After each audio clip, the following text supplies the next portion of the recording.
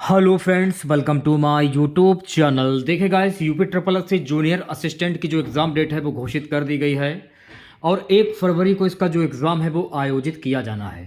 तो आज की इस क्लास में हम लोग UP triple S C junior assistant exam के लिए प्रीवियस ईयर के टॉप मोस्ट इंपॉर्टेंट क्वेश्चंस को यहाँ पर डिस्कस करने वाले हैं। और मैं आप लोगों को ये 100% गारंटी देता हूँ कि UP triple S C junior assistant के एग्ज़ाम में यहाँ से प्रश्न पूछे जाएंगे।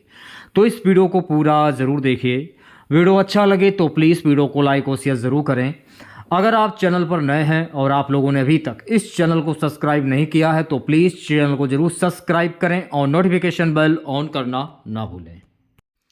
तो चलिए वीडियो को स्टार्ट करते हैं। देखिए guys, UP triple S C junior assistant का जो एग्ज़ाम है 1 फरवरी को आयोजित किया जाना है, जिसमें देखिए हिंदी परिज्ञान एवं लेखन योग्यता से 60 क्वेश्चन, सामान्य बुद्धि परीक्षण से 30 क्वेश्चन लगभग पूछे जाएंगे और सामान्य जानकारी से 40 जो क्वेश्चन हैं पूछे जाएंगे।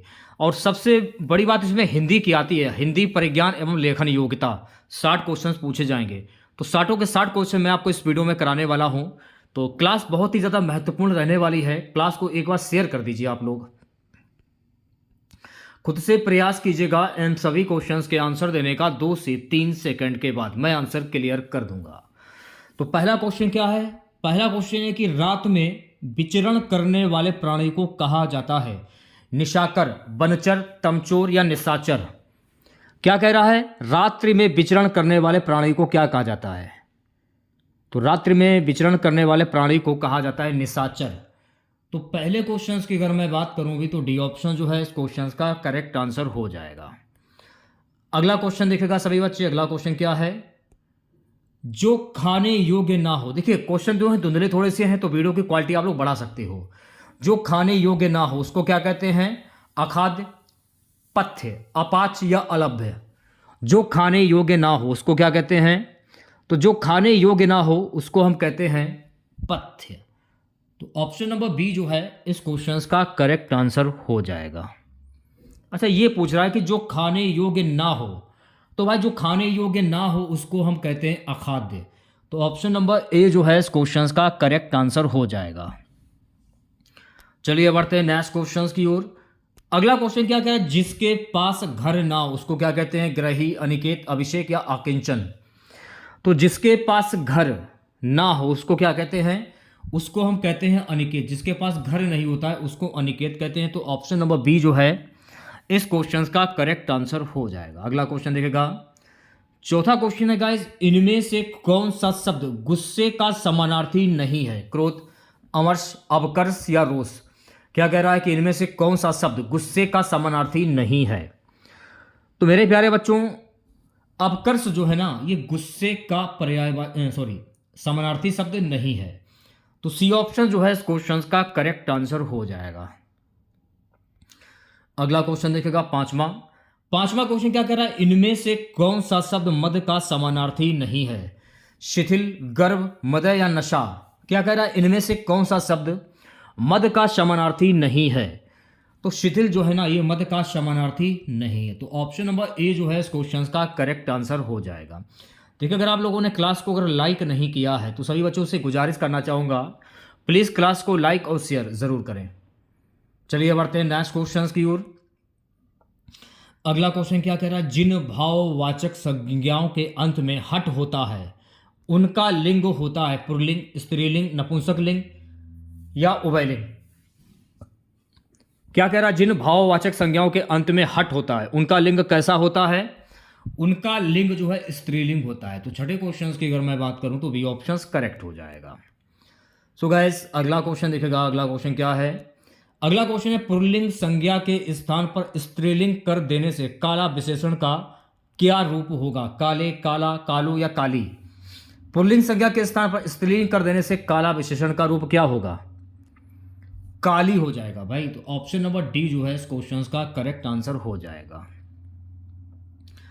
अगला क्वेश्चन देखेगा। कव्वाली शब्द में कौन सा लिंग है? पुल्लिंग, स्त्रीलिंग, नपुंसकलिंग या उभयलिंग? तो कव्वाली शब्द में कौन सा शब्द होगा?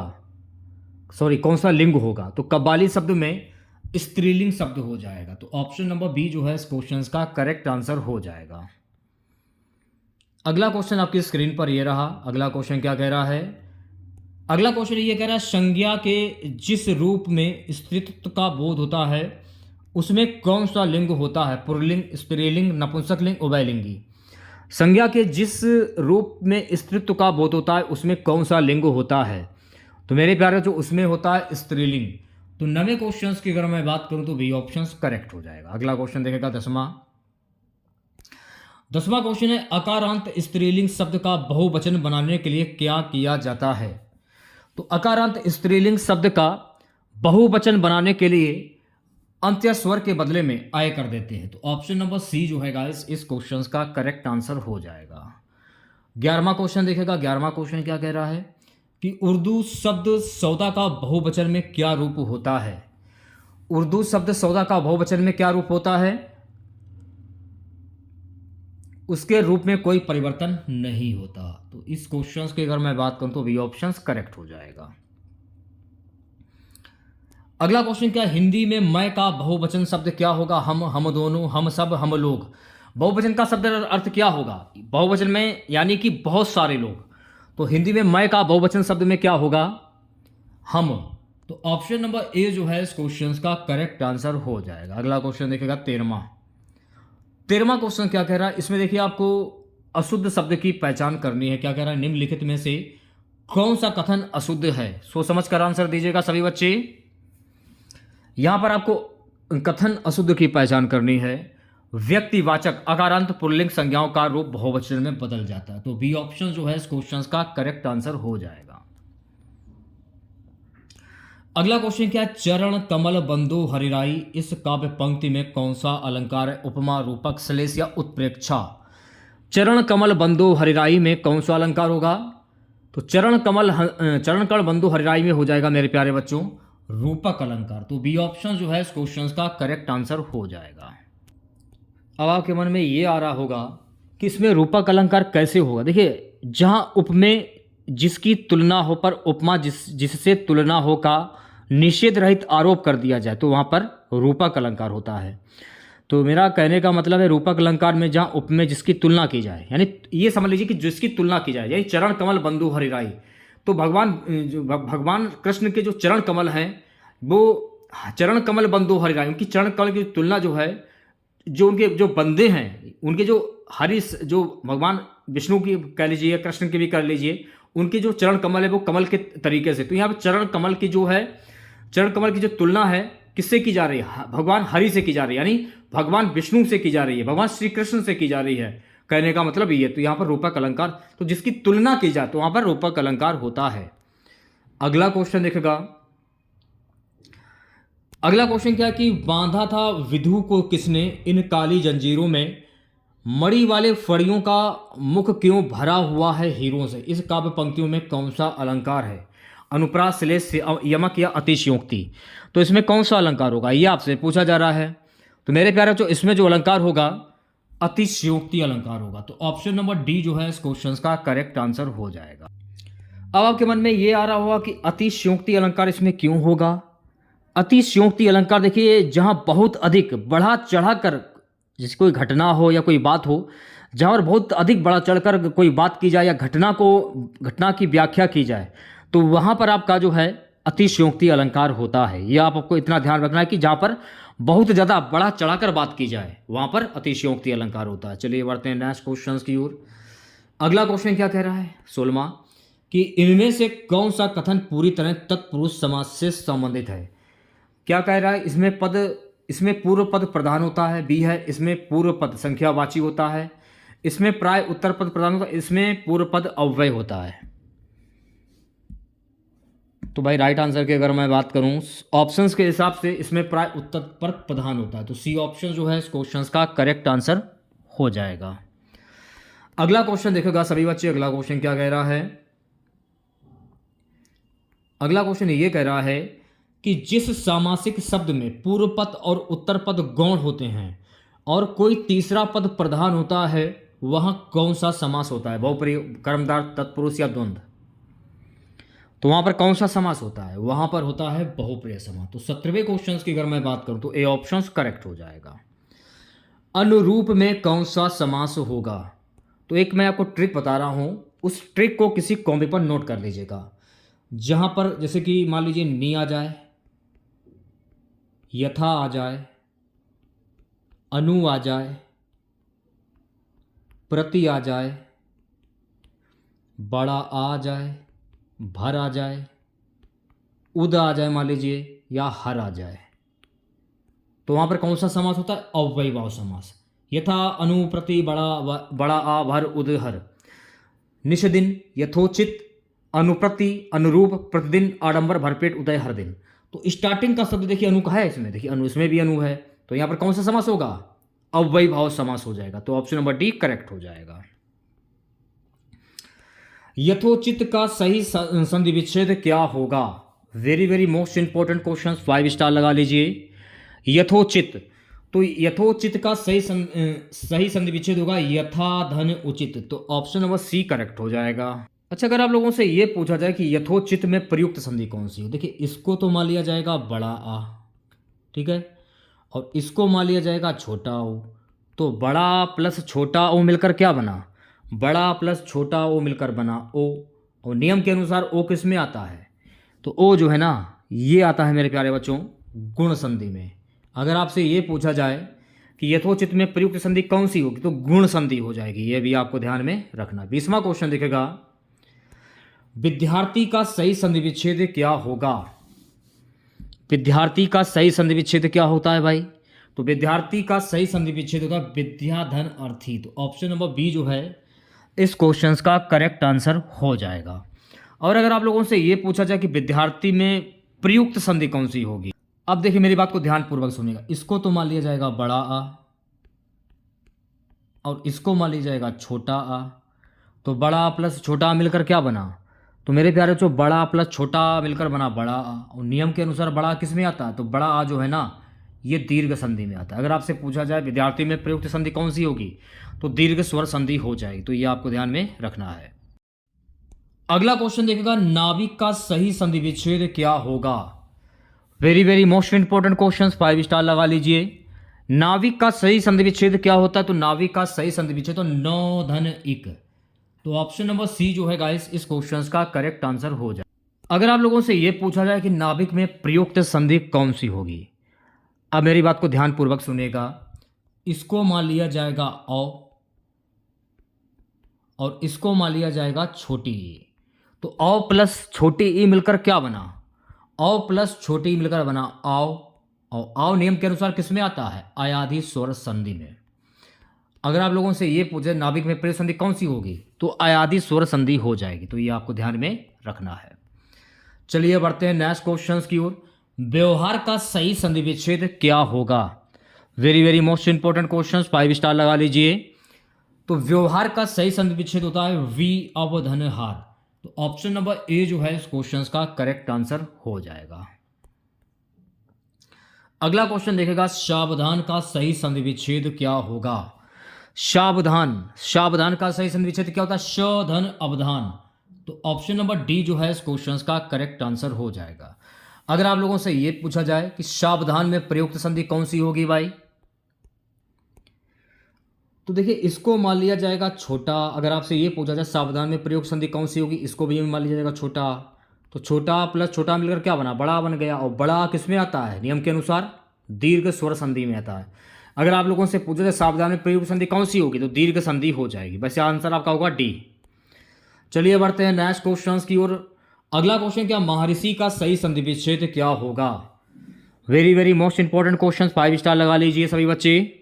महर्षि का सही संधि विच्छेद क्या होता है? महाधन ऋषि। तो ऑप्शन नंबर सी जो है इस क्वेश्चन का करेक्ट आंसर हो जाए।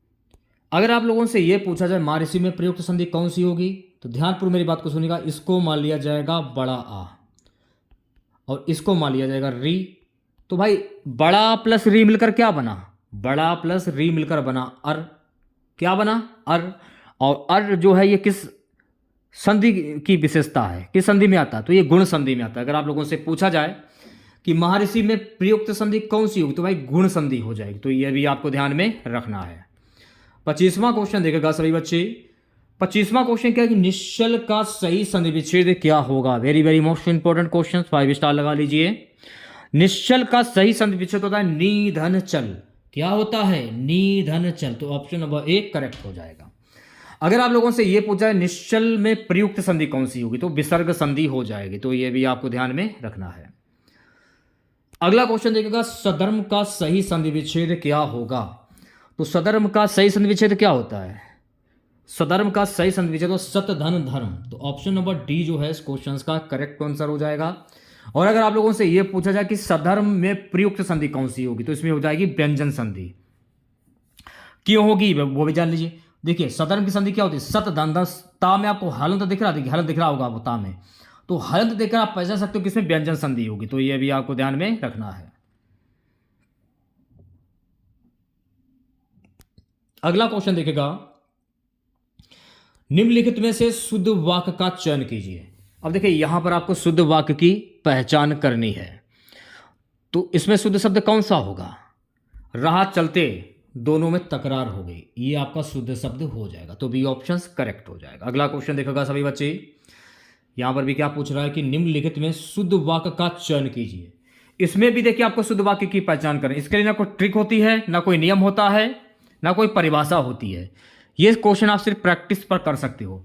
गंदा पानी उबालकर पिए, ये आपका शुद्ध शब्द हो जाएगा, तो ऑप्शन नंबर ए करेक्ट हो जाएगा। अगला क्वेश्चन देखेगा, अगला क्वेश्चन क्या कह रहा है, निम्नलिखित में शुद्ध वाक्य का चयन कीजिए। यहां पर भी आपको देखिए शुद्ध वाक्य की पहचान करनी है। सीधी लकीर खींचना बहुत कठिन है, ये आपका शुद्ध शब्द हो जाएगा, शुद्ध वाक्य सॉरी, तो ऑप्शन नंबर ए करेक्ट हो जाएगा। अगला क्वेश्चन देखेगा सभी बच्चे, तीसरे क्वेश्चन में क्या कह रहा है, निम्नलिखित में शुद्ध वाक्य का चयन कीजिए। यहां पर भी देखिए आपको शुद्ध वाक्य की पहचान करनी है। भूस्खलन से सैकड़ों घर तबाह हो गए, ये आपका शुद्ध शब्द हो जाएगा, तो बी ऑप्शन करेक्ट हो जाएगा। चलिए बढ़ते हैं नेक्स्ट क्वेश्चन की ओर। 31वां क्वेश्चन देखेगा, निम्नलिखित में से शुद्ध वाक्य का चयन कीजिए। देखिए यहां पर भी आपको शुद्ध वाक्य की पहचान करनी है भाई। पेड़ लगाओ जीवन बचाओ, ये भी आपका शुद्ध वाक्य हो जाएगा, तो ऑप्शन नंबर डी करेक्ट हो जाएगा। 32वां क्वेश्चन देखेगा, 32वां क्वेश्चन क्या है कि निम्नलिखित में से शुद्ध वाक्य का चयन कीजिए। यहां पर भी देखिए आपको शुद्ध वाक्य की पहचान करनी है। मनुष्य के शरीर में स्थित आलस्य उसका सबसे बड़ा दुश्मन है, तो भाई ऑप्शन नंबर ए जो है इस क्वेश्चन का करेक्ट आंसर हो जाएगा। 33वां क्वेश्चन देखेगा, 33वां क्वेश्चन क्या कह रहा है, 33वां क्वेश्चन ये कह रहा है आंसू पीकर रह जाना मुहावरे का सही अर्थ क्या होगा। आंसू बहने ना देना, अन्न के अभाव में आंसू से भूख मिटाना, गुस्सा होना, चुपचाप दुख सह लेना।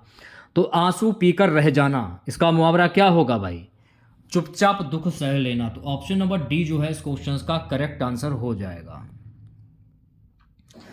अगला क्वेश्चन देखेगा, आंधी आवे बैठ गवावे लोक तृतीय का उपयुक्त अर्थ क्या होगा।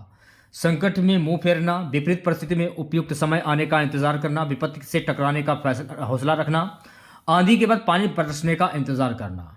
क्या कह रहा है कि आंधी आवे बैठ गवावे लोक तृतीय का उपयुक्त अर्थ क्या होगा भाई, विपरीत परिस्थितियों में उपयुक्त समय आने का इंतजार करना, तो बी ऑप्शन जो है इस क्वेश्चन का करेक्ट आंसर हो जाएगा। अगला क्वेश्चन देखेगा 35वां, किताब का कीड़ा होना का उपयुक्त अर्थ क्या होता है। बहुमूल्य वस्तु को नष्ट करने वाला, अनुपयुक्त जगह रहने वाला, बहुत अधिक पढ़ने वाला, ज्ञान का दुश्मन। तो किताब का कीड़ा होना इसका उपयुक्त अर्थ क्या होता है भाई, बहुत अधिक पढ़ने वाला, तो सी ऑप्शन करेक्ट हो जाएगा। काला चिट्टा खोलना, काला चिट्टा खोलना का उपयुक्त अर्थ क्या होता है, सारा भेद खोल देना, कच्चे काम को पक्का करना, भेद छिपाना, कान का कच्चा होना। तो कच्चा चिट्टा खोलना इसको क्या कहोगे, आपकी सारी बातें ओपन हो गई, यानी सारा भेद खोल देना, तो ऑप्शन नंबर ए जो है इस क्वेश्चन का करेक्ट आंसर हो जाएगा। अगला क्वेश्चन देखेगा, त्रिशंकु होना, त्रिशंकु होने का उपयुक्त अर्थ क्या होता है, चारों ओर ध्यान देना, किसी ओर का न रहना, तीन तरफ ध्यान देना, केवल ऊपर देखना। त्रिशंकु होना का उपयुक्त अर्थ क्या होता है भाई, किसी ओर का न रहना, तो ऑप्शन नंबर बी जो है इस क्वेश्चन का करेक्ट आंसर हो जाएगा। अगला क्वेश्चन क्या कि भई गति साप छछूंदर केरी लोक तृतीय का उपयुक्त अर्थ क्या होता है, एक दूसरे से बचना, दृढ़ संकल्प होना, अपने को खतरे में डालना, दुविधा में होना। तो इसमें इसका जो लोक तृतीय इसका उपयुक्त अर्थ क्या होगा, दुविधा में होना, तो ऑप्शन नंबर डी जो है इस क्वेश्चन का करेक्ट आंसर हो जाएगा।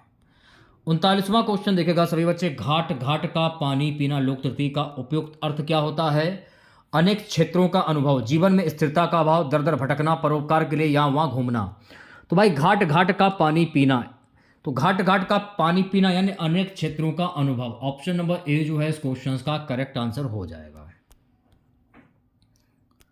अगला क्वेश्चन क्या है, मूर्त शब्द का विलोम शब्द क्या, अमूर्त, प्रतिमूर्त, समूर्त या अदृष्ट। तो मूर्त शब्द का विलोम शब्द क्या होगा, मूर्त शब्द का विलोम शब्द होता है अमूर्त। तो ऑप्शन नंबर ए जो है इस क्वेश्चन का करेक्ट आंसर हो जाएगा। सो गाइस अगला क्वेश्चन देखिएगा, सम शब्द का विलोम शब्द क्या होगा, खसम, बसम, विषम या कसम। तो शम शब्द का विलोम शब्द क्या होगा, ये आपसे पूछा जा रहा है। तो शम शब्द का विलोम शब्द होता है विषम। तो ऑप्शन नंबर सी जो है इस क्वेश्चन का करेक्ट आंसर हो जाएगा। अगला क्वेश्चन देखिएगा। सो गाइस अगला क्वेश्चन है, लोक शब्द का विलोम शब्द क्या होता है, द्युलोक, अलोक, बिलोक या परलोक। तो लोक शब्द का विलोम शब्द क्या होता है, परलोक। तो ऑप्शन नंबर डी जो है गाइस इस क्वेश्चन का करेक्ट आंसर हो जाएगा। अगला क्वेश्चन देखिएगा, सम्मुख शब्द का विलोम शब्द क्या हो, विमुख, प्रमुख, पार्श्व, समक्ष। सम्मुख शब्द का विलोम शब्द क्या बनेगा भाई, तो सम्मुख शब्द का विलोम शब्द विमुख बन जाएगा। तो ऑप्शन नंबर ए जो है इस क्वेश्चन का करेक्ट आंसर हो जाएगा। मैंने अभी आप लोगों को बताया था कि चाहे मुहावरे हो या लोकत्रुटियां, उसके लिए ना कोई ट्रिक होती है, ना कोई परिभाषा, ना कोई नियम होता है। ऐसे क्वेश्चन जो है आप लोगों को खुद करने पड़ते हैं। अगला क्वेश्चन क्या, वक्ता शब्द का विलोम शब्द क्या होगा, आयोजक, प्रायोजक, श्रोता या व्याख्याता। वक्ता शब्द का विलोम शब्द क्या होता है भाई, वक्ता शब्द का विलोम शब्द होता है श्रोता। तो 44वें क्वेश्चन की अगर मैं बात करूं तो सी ऑप्शन करेक्ट हो जाएगा। अगला क्वेश्चन देखेगा 45 क्वेश्चन है, आवर्त शब्द का विलोम शब्द क्या होगा, विमोचित, आच्छन्न, परछिन्न, अनावर्त। आवर्त शब्द का विलोम शब्द क्या होता है, तो आवर्त शब्द का विलोम शब्द होता है अनावर्त। तो 45 क्वेश्चंस की अगर मैं बात करूं तो डी ऑप्शन करेक्ट हो जाएगा। अगला क्वेश्चन देखेगा सभी बच्चे, 46वां क्वेश्चन है, निम्नलिखित में से कौन सा शब्द नम का पर्यायवाची शब्द नहीं है, गीला, भीगा, आर्द्र, आर्द्र। निम्नलिखित में से कौन सा शब्द नम का पर्यायवाची शब्द नहीं है, आर्द्र जो है ना ये नम का पर्यायवाची शब्द नहीं। तो डी ऑप्शन करेक्ट हो जाएगा। अगला क्वेश्चन क्या, निम्नलिखित में से कौन सा शब्द डर का पर्यायवाची शब्द नहीं, शीति, भीति, भय या त्रास। कौन सा शब्द डर का पर्यायवाची शब्द नहीं है, तो शीति जो है ना ये डर का पर्यायवाची शब्द नहीं है। तो ऑप्शन नंबर ए करेक्ट हो जाए। देखिए शीत जो है ना ये शांत का पर्यायवाची शब्द होता है, ना कि डर का, ये आपको ध्यान में रखना है। चलिए बढ़ते हैं नेक्स्ट क्वेश्चन की ओर। अगला क्वेश्चन देखेगा, निम्नलिखित में से कौन सा शब्द कुशल का पर्यायवाची शब्द नहीं है, दक्ष, अक्ष, निपुण, प्रवीण। कुशल का पर्यायवाची कौन सा शब्द नहीं है, यह आपसे पूछा गया है। तो कुशल का पर्यायवाची शब्द कौन सा नहीं है, अक्ष जो है ना ये कुशल का पर्यायवाची शब्द नहीं है। तो ऑप्शन नंबर बी जो है इस क्वेश्चन का करेक्ट आंसर। देखिए अक्ष जो है ना ये आंख का पर्यायवाची शब्द है, ये आपको ध्यान में रखना है। अगला क्वेश्चन देखेगा, अगला क्वेश्चन ये कह रहा है मेरे प्यारे बच्चों की, निम्नलिखित में से कौन सा शब्द पक्षी का पर्यायवाची शब्द नहीं है, द्विज, खग, पंथी या विहिग। कौन सा पक्षी का पर्यायवाची शब्द नहीं है, तो पंथी जो है ना ये पक्षी का पर्यायवाची शब्द नहीं। तो सी ऑप्शन करेक्ट हो जाएगा। देखिए पंथी जो है ना ये यात्री का पर्यायवाची शब्द है, ना कि पक्षी का। तो ऑप्शन नंबर सी जो है सही हो जाएगा। अगला क्वेश्चन देखेगा, निम्नलिखित में से कौन सा शब्द पुत्री का पर्यायवाची शब्द नहीं है, द्विता, दुहित्र, तनया या सुता। पुत्री का कौन सा पर्यायवाची शब्द नहीं है, यह आपसे पूछा जा रहा है। देखिए गाइस मैं आपको बता देना चाहता हूं कि दोहित्र जो है ना, दोहित्र ये पुत्री का पर्यायवाची शब्द नहीं। तो ऑप्शन नंबर बी करेक्ट हो जाएगा। देखिए दोहित्र जो है ना ये पुत्री का पर्यायवाची शब्द नहीं है। दोहित्र किसका पर्यायवाची शब्द नहीं है, यह आपसे पूछा जा रहा है। वैसे द्विता, तनया और सुता ये पुत्री के पर्यायवाची शब्द आपके हो जाएंगे, लेकिन आपसे ये पूछा जा रहा है कि दोहित्र का कौन सा पर्यायवाची शब्द नहीं है। तो मेरा कहने का मतलब दोहित्र जो है ना ये पुत्र का पर्यायवाची शब्द है, ना कि पुत्री का। ठीक है अगला क्वेश्चन देखेगा। अगला क्वेश्चन ये कह रहा है गाइस कि निम्नलिखित में से कौन सा शब्द निंदा का पर्यायवाची शब्द, कुशा, बरखुरदार, अस्परा या स्तुति। निंदा का कौन सा पर्यायवाची शब्द है, तो कुत्सा जो है ना ये निंदा का पर्यायवाची शब्द। तो ऑप्शन नंबर ए करेक्ट हो जाएगा। अगला क्वेश्चन देखेगा। अगला क्वेश्चन क्या कह रहा है कि निम्नलिखित में से कौन सा शब्द दुष्ट का पर्यायवाची शब्द नहीं है, खल, खलक, दुर्जन, अधम। कौन सा शब्द दुष्ट का पर्यायवाची शब्द नहीं है,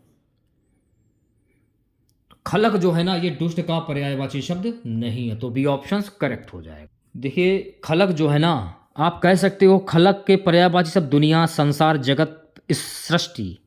तो ये सृष्टि का पर्यायवाची शब्द है, संसार भी कह सकते हो, दुनिया भी कह सकते हो, लेकिन ये दुष्ट का पर्यायवाची शब्द नहीं होगा। ठीक है, चलिए बढ़ते हैं नेक्स्ट क्वेश्चन की और अगला क्वेश्चन देखेगा। अब पर्यायवाची आप लोगों ने काफ़ी सारे कर लिए हैं, अब तत्सम शब्द भी कर लीजिए। निम्नलिखित में से कौन सा शब्द तत्सम शब्द नहीं है, यानी ऐसे शब्द जो संस्कृत भाषा से उत्पन्न हुए हों वो तत्सम शब्द कहलाते हैं, और जो हिंदी भाषा से उत्पन्न हुए हों वो तत्सम शब्द कहलाते हैं। वैसे तो आपसे लोगों से तत्सम शब्द पूछा जा रहा है, तो तत्सम शब्द कौन सा नहीं है ये आपसे पूछा जा रहा है। तो मेरे प्यारे बच्चों, तत्सम शब्द कौन सा नहीं है, तो प्रतीत जो है ना, ये तत्सम शब्द नहीं, तो ऑप्शन नंबर 1 करेक्ट हो जाएगा। निम्नलिखित में से कौन सा शब्द तद्भव है, ऐसे शब्द जो हिंदी भाषा से उत्पन्न हुए हों वो तद्भव शब्द कहलाते हैं। अब आपको इसमें हिंदी भाषा शब्द की पहचान करनी, इसमें हिंदी भाषा का शब्द कौन सा है, उजास जो है ना, उजास, ये हिंदी भाषा का शब्द हो जाएगा, तो ऑप्शन नंबर डी करेक्ट हो जाएगा।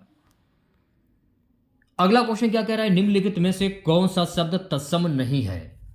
किशन, कटी, कर्क, कृषकाय, कौन सा शब्द तत्सम नहीं है। किशन जो है ना, किशन, ये तत्सम शब्द नहीं है, तो ऑप्शन नंबर 1 करेक्ट हो जाएगा। अब क्या पूछा जा रहा है, निम्नलिखित में से कौन सा शब्द तद्भव नहीं है, ऐसे शब्द जो हिंदी भाषा से उत्पन्न हुए हो वो तद्भव शब्द कहलाते हैं। इस क्वेश्चन थोड़ा सा हमसे मिस्टेक हुआ है, मैंने आपको तद्भव बता दिया। ऐसे शब्द जो संस्कृत भाषा से उत्पन्न नहीं, इसलिए ये पूछ रहा तत्सम नहीं है, सही आंसर था। और इसमें क्या पूछ रहा है, निम्नलिखित में से कौन सा शब्द तद्भव नहीं है भाई, दांत, अधर, आंख या कान। तो अधर जो है ना, ये तद्भव शब्द नहीं है, तो बी ऑप्शन करेक्ट हो जाएगा। अगला क्वेश्चन देखेगा, अगला क्वेश्चन क्या कह रहा है। अगला क्वेश्चन ये कह रहा है, निम्नलिखित में से कौन सा शब्द तत्सम नहीं है। धृष्ट, पृष्ठ, पानिप या पंख, निम्नलिखित में से कौन सा शब्द तत्सम नहीं है। तो पानिप जो है ना गाइस, ये तत्सम शब्द नहीं है, ऑप्शन नंबर सी करेक्ट हो जाएगा।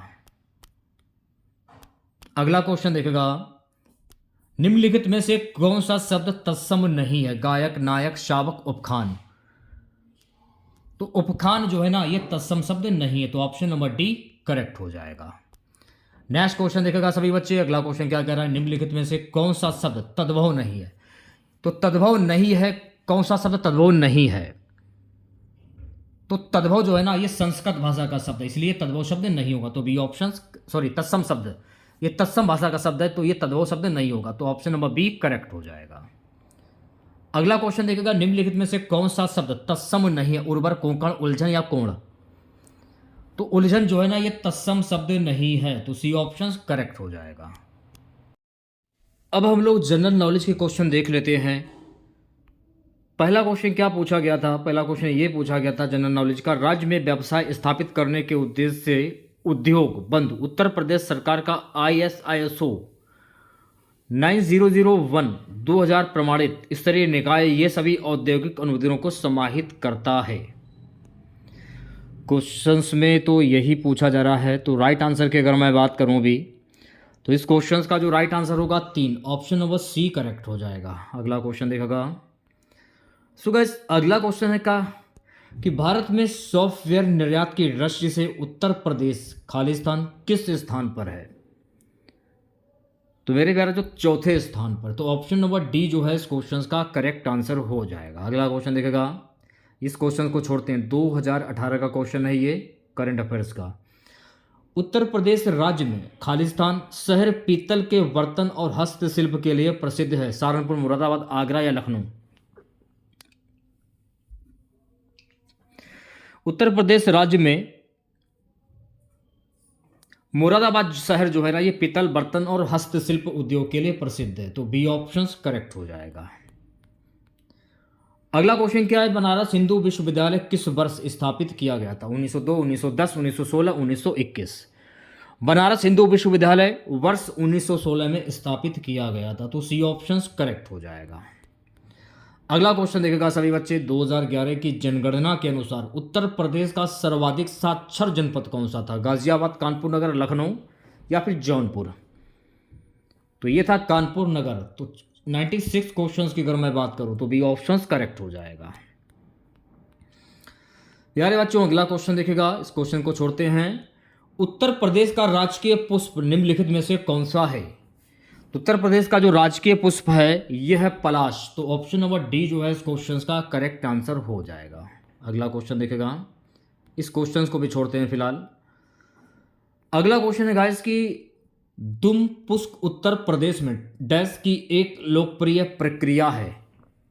राइट आंसर की अगर मैं बात करूं, व्यंजन पकाने की विधि। ऑप्शन नंबर ए जो है इस क्वेश्चन का करेक्ट आंसर हो जाएगा। अगला क्वेश्चन है, भोजन के समय खाद्य पदार्थों को सजाने की औपचारिक परंपरा निम्नलिखित में से कौन सी है? जरदोजी, चिकनकारी, दस्तरखान या खरीजा? तो राइट आंसर की अगर मैं बात करूं, दस्तरखान। ऑप्शन नंबर सी जो है इस क्वेश्चन का करेक्ट आंसर हो जाएगा।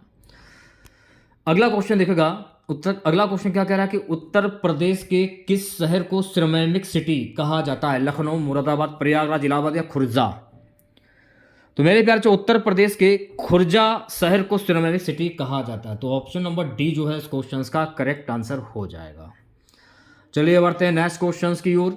उत्तर प्रदेश का एक छोटा शहर डैश अपनी लाल मिट्टी के सजावटी बर्तनों के लिए जाना जाता है? बरेली, मेरठ, चुनार या फिरोजाबाद? तो ये जाना जाता है चुनार। तो ऑप्शन नंबर सी जो है इस क्वेश्चन का करेक्ट आंसर हो जाएगा। अगला क्वेश्चन देखेगा, नृत्य और संगीत की एक शैली से संबंधित लखनऊ घराना का दूसरा नाम क्या है? उत्तर घराना, नृत्य घराना, युग घराना या पूरब घराना? नृत्य और संगीत की एक शैली से संबंधित लखनऊ घराना का दूसरा नाम जो है यह है पूरब घराना। तो ऑप्शन नंबर डी जो है इस क्वेश्चन का करेक्ट आंसर हो जाएगा। अगला क्वेश्चन देखेगा, इस क्वेश्चन को छोड़ते हैं। अगला क्वेश्चन है, निम्नलिखित में से कौन सा देश भारतीय चाय का सबसे बड़ा आयातक है? यूएसए, रूस, फ्रांस या जर्मनी? सबसे बड़ा भारतीय चाय का सबसे बड़ा आयातक कौन सा है, यह आपसे पूछा जा रहा है। तो यह है मेरे प्यारे बच्चों रसिया। ऑप्शन नंबर बी करेक्ट हो जाएगा। अगला क्वेश्चन देखेगा, सो गाइस अगला क्वेश्चन क्या है, वर्ष डैश में कोलकाता के पास हुगली नदी पर रिशडा में पहली जूट मिल में स्थापित की गई थी? 87, 55, 89 या 900? 1900। तो राइट आंसर की अगर मैं बात करूं 1855। ऑप्शन नंबर बी करेक्ट हो जाएगा। सो गाइस नेक्स्ट क्वेश्चन देखेगा, अगला क्वेश्चन क्या है, एशिया का सबसे बड़ा मसाला बाजार निम्नलिखित में से किसे माना जाता है? एशिया का सबसे बड़ा बाजार मसाला बाजार किसे माना जाता है, यह आपसे पूछा जा रहा है। खारी बावली, नई दिल्ली? ऑप्शन नंबर ए जो है इस क्वेश्चन का करेक्ट आंसर हो जाएगा। अगला क्वेश्चन देखेगा, निम्नलिखित में से कौन सी कंपनी भारत की क्रिकेट टीम के लिए आधिकारिक प्रायोजक है? सारा, वोडाफोन, रिलायंस या Paytm? Paytm. Option number D correct हो जाएगा। नेक्स्ट क्वेश्चन देखेगा, इसको छोड़ते हैं, इस क्वेश्चन को, इसको भी छोड़ते हैं, इसको भी छोड़ते हैं, इसको भी छोड़ते हैं। ये सारे करंट अफेयर्स के क्वेश्चन है प्रीवियस ईयर के। जनसंख्या के आधार पर देशों और निर्भरताओं की सूची में भारत की जो रैंक है वो क्या है? 1, 2, 3 या 4? तो भारत की जो रैंक है दूसरी रैंक है। ऑप्शन नंबर बी करेक्ट हो जाएगा। अगला क्वेश्चन देखेगा, वस्तु एवं सेवा कर जीएसटी भारत में 1 जुलाई को पेश किया गया था? तो ये पेश किया गया था मेरे प्यारे बच्चों 2017 में। तो सी ऑप्शन जो है इस क्वेश्चन का करेक्ट आंसर हो जाएगा। अगला क्वेश्चन देखेगा, सो गाइस अगला क्वेश्चन क्या है, राज्यसभा की विशेष शक्ति इस आशय का प्रस्ताव अपनाकर संविधान के अनुच्छेद डैश में दिया गया है, वह राज्य सूची में शामिल किसी भी मामले के संबंध में कानून बनाने के लिए संसद को सशक्त बना सके? 249वां। ऑप्शन नंबर डी करेक्ट हो जाएगा। चलिए बढ़ते हैं नेक्स्ट क्वेश्चन की ओर। अगला क्वेश्चन देखेगा, केंद्र सरकार के विभिन्न मंत्रालयों विभागों के काम की जांच करने के लिए विभाग से संबंधित स्थायी समितियों की स्थापना डैश में की गई थी ताकि संसद के प्रति सरकार की जवाबदेही और मजबूत किया जा सके? राइट आंसर की अगर मैं बात करूं 1993। ऑप्शन नंबर बी करेक्ट हो जाएगा। अगला क्वेश्चन क्या है, 5वीं अनुसूची क्षेत्रों में 5th शेड्यूल एरिया वाले कितने राज्य पंचायतों अनुसूचित क्षेत्रों विस्तृत से संबंधित अधिनियम 1996 के किसके तहत आते हैं? तो ये आते हैं 10वें। ऑप्शन नंबर सी करेक्ट हो जाएगा। अनुच्छेद के प्रावधानों के तहत लोकसभा की और राज्यसभा की संयुक्त बैठक को राष्ट्रपति द्वारा बुलाया जाता है? तो राष्ट्रपति के द्वारा 108। ऑप्शन नंबर सी करेक्ट हो जाएगा 108 प्रावधानों के अनुसार। अगला क्वेश्चन देखेगा सभी बच्चे, लोकसभा में मतदान करते समय टाई की स्थिति में डैश के पास वोट डालने का अधिकार होता है? प्रधानमंत्री, स्पीकर, राष्ट्रपति या उपराष्ट्रपति? तो ये अधिकार किसके पास होता है? तो ये अधिकार जो है ना मेरे प्यारे बच्चों, ये अधिकार होता है स्पीकर के पास। तो ऑप्शन नंबर बी जो है इस क्वेश्चन का करेक्ट आंसर हो जाएगा। अगला क्वेश्चन देखेगा सभी बच्चे। अगला क्वेश्चन क्या है?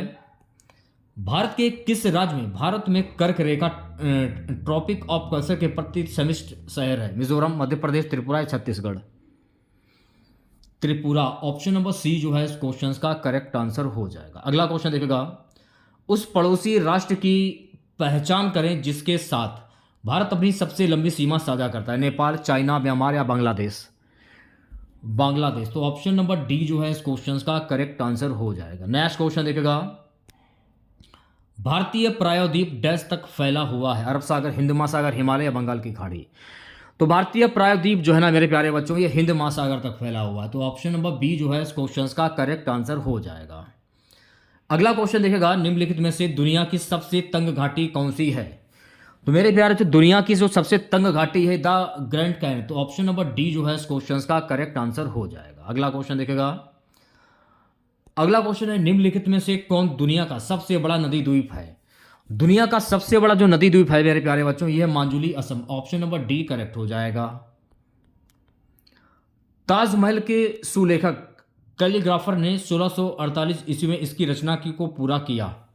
गयासुद्दीन, अल बुखारी, अमानत खान सिराजी, मोहम्मद अब्दुल है। तो राइट आंसर की अगर मैं बात करूं Amanat Khan Siraji. Option number C correct हो जाएगा।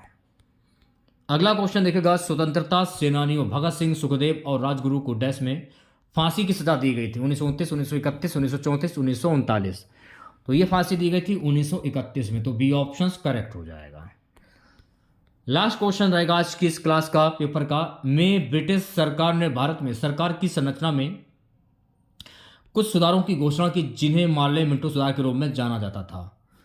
तो इन्हें जाना जाता था 1909। ऑप्शन नंबर बी करेक्ट हो जाएगा। तो कैसी लगी क्लास आप लोगों को कमेंट बॉक्स में ज़रूर बताइएगा। अगर आप लोगों को आज की ये क्लास अच्छी लगी हो तो प्लीज़ क्लास को लाइक कीजिएगा और अपने तमाम दोस्तों में इस क्लास को ज़्यादा से ज़्यादा शेयर कीजिएगा। अगर आप चैनल पर नए हैं और आप लोगों ने अभी तक इस चैनल को सब्सक्राइब नहीं किया है तो प्लीज़ चैनल को ज़रूर सब्सक्राइब करें और नोटिफिकेशन बेल ऑन करना ना भूलें। मिलते हैं नेक्स्ट वीडियो के साथ।